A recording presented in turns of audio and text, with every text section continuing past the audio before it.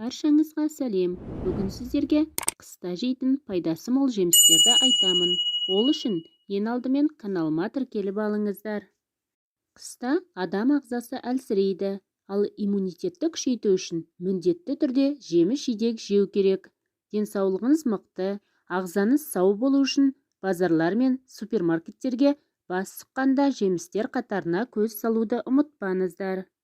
Қаптаған жемістер ішінен мына жемістерді таңдасаңыздар, еш өкінбейсіздер.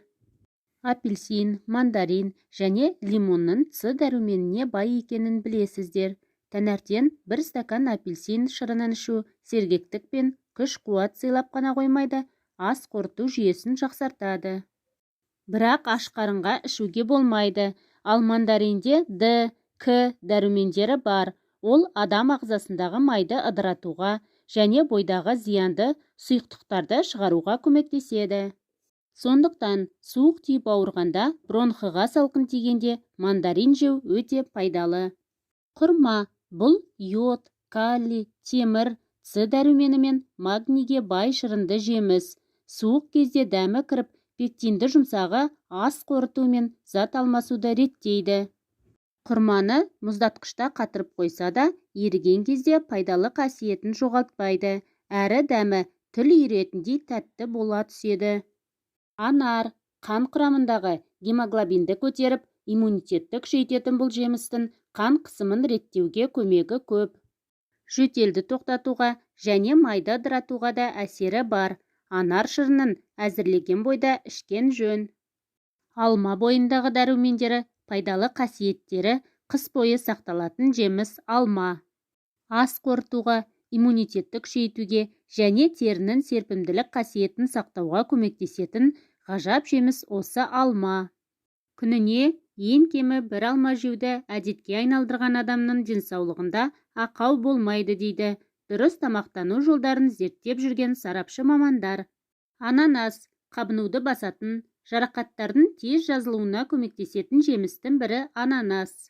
Ангина, пневмония, артрит, пилонефрит, синусит ауруларын алдын алу мен емдеуде таптырмайтын дәруменді жеміс. Калориясы төмен, ешбір ауруға қарсы көрсетілімі жоқ. Ал киви тұнған С дәрумені десек болады. Калий, магний, темірге бай. Күніне бір киви ағзаға қажетті С витаминімен толық қамтамасыз етеді. Көп жеуге болмайды. Ас қорытуды реттеп, ішектердің жұмысын жақсартады. Холестеринді реттейді. Кивиді тоңазытқышта сақтауға болмайды. Өте пісіп кеткендері, яғни ашыған иісі бар кивиді жеуге болмайды. Ағзадағы майды ыдырататын қасиетке ие кивиді диета ұстаушылардың дастарханынан үзбегені дұрыс дейді мамандар. Мүкжидек. Ғалымдар жидектер арасында қар ханшайымы деп атайды. Бұл заңды да, егер оны аязда қалдырса, бұл жидекте С дәрумені тек одан әрі көбейе түседі. Сол себепті ол мұздатылған түрінде ешбір пайдалы қасиеттерін жоғалтпайды. Мүкжидектің құрамында нағыз антибиотиктер сияқты әсер ететін қышқылдар анықталған. Мүкжидек шырыны бүйрек қабынуымен күресуге, тұмаудан кейін тезірек жазылуға көмектеседі. Жібітіп әзірленген мүкжидек дене қызуын басады. Сондықтан суық тию кезінде тоңазытқышта мұздатылған мүкжидектің болғаны жақсы. Аскорбиннен бөлек оның құрамында жүрекке қажет калий көп. Иммунитетке қажетті дәрумен, бұлшық етке тонус беретін және сүйек пен тістерге беріктік беретін фосфор да бар. Суық тигенде дәріханаға жүгіріп таблеткалар мен кешенді дәрумендер көмегіне жүгінуден бұрын жеміс-жидектерді молынан пайдаланып, алдын алған дұрыс деп санайды салауатты өмір салтын ұстанушылар мен диетолог мамандар. Құрамында синтетикалық қоспалары бар дәрумендердің қаншалықты пайдасы бар екені әзірге белгісіз.